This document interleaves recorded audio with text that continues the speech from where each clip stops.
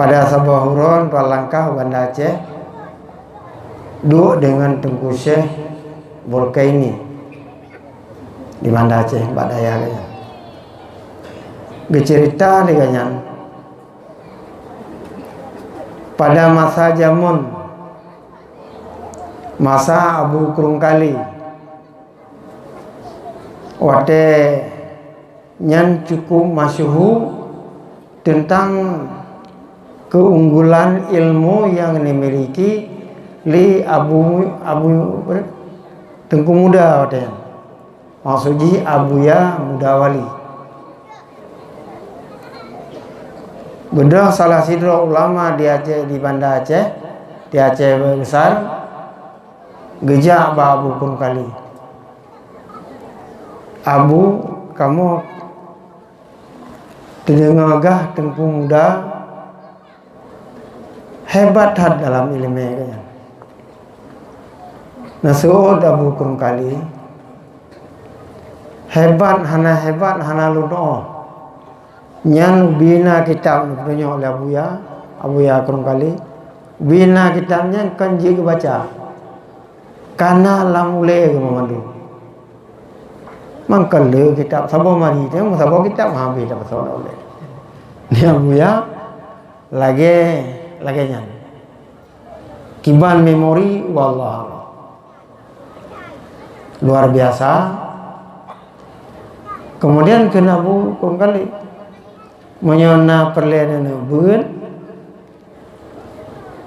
nejak kena uro bulan urame bulan pulan bawai bulan umpama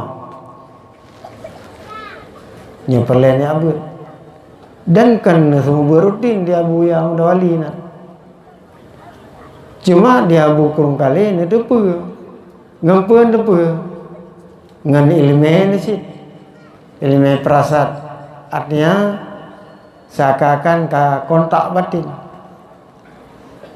Habar ringkas pada tanggal tertentu Buddha ulama PD Aceh Besar dan kota Banda Aceh dan sekitarnya ya Mbak Dayah Abu Kurungkali.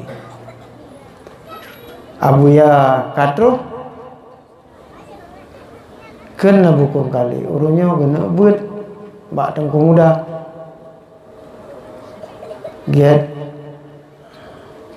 alhamdulillah necok jo kitab nyan urungnya menurut cerita Abuya Tengku Bolkaini gume kitab Nur Tufa kitab Nihaya Bibiraya 30 jilid apa ba punoh pantai jangan menang kira-kira. Jadi Abuya hanan degapu necok je kitab Lampang Carok jamun panena tah Lampang Carok cok kitab yaitu kitab Masa Ilmu Tadi.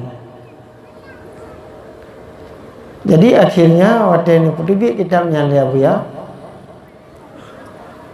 para jamaah katahu kami kitab Bibiraya ban necok kaya.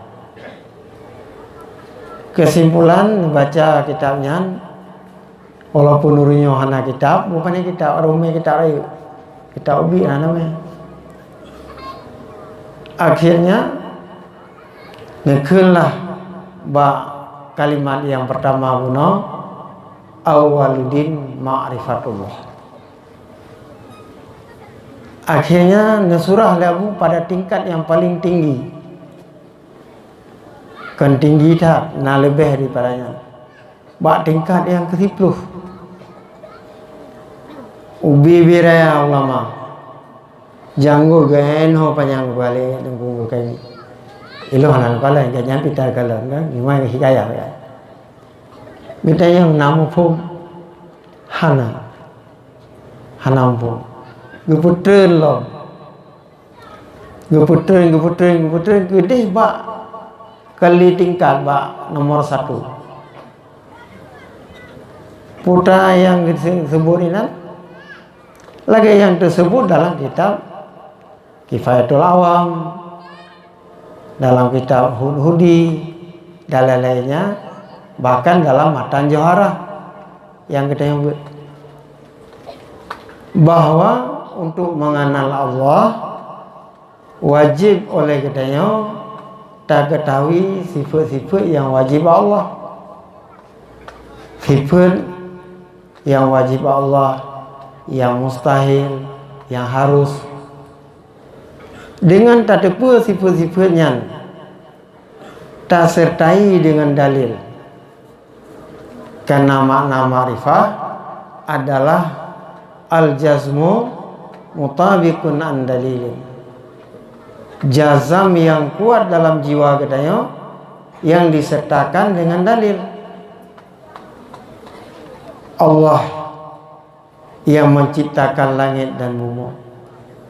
Allah yang menjadikan makhluk, baik makhluk insani, makhluk hewani, makhluk nabati, makhluk mai dan lain sebagainya, dengan gibah dalil. Dengan gibah dalil. Tak gibah dalil, tak na lagi kita pelajari yang biasa. Kedalina Allah Ta'ala na alamnya. Sekiranya hana alamnya hana. Nah, jadi hal-hal yang demikian memang seakan mudah, akan tetapi berat untuk berkuat iman kepada Allah Subhanahu wa Ta'ala. Tentang Allah wajib wujud, wajib qidam, baqa dan sebagainya. Kuat iman kepadanya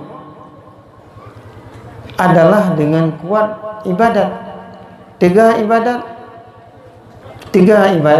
iman, kuat ibadat kita. Lagi kan wajadidu imanakum biqauli la ilaha illallah. Lewat la ilaha illallah yang kita baca, selalu kita baca. Setelah kita baca atau perdalamkan ilmiah dalam bidangnya, mudah-mudahan sebuah kesimpulan bahwa sesungguhnya tiada Tuhan malaikat Allah, yang Allah wajib wujud, wajib dasar, dan segala sesuatu selain Allah mandum hajat kepada Allah, dan Allah hana hajat kepada yang selain. Sehingga bertemu dengan kang ibadat kita ngekun dalam matan johara warujiha ziyadatul imani bima tazidu ta'atul insani wa naqsuhu binaqsihi wa qilala khulfun kaza kad nukila. Yang bermakna kang iman kita adalah dengan kuat taat, dengan le ibadat,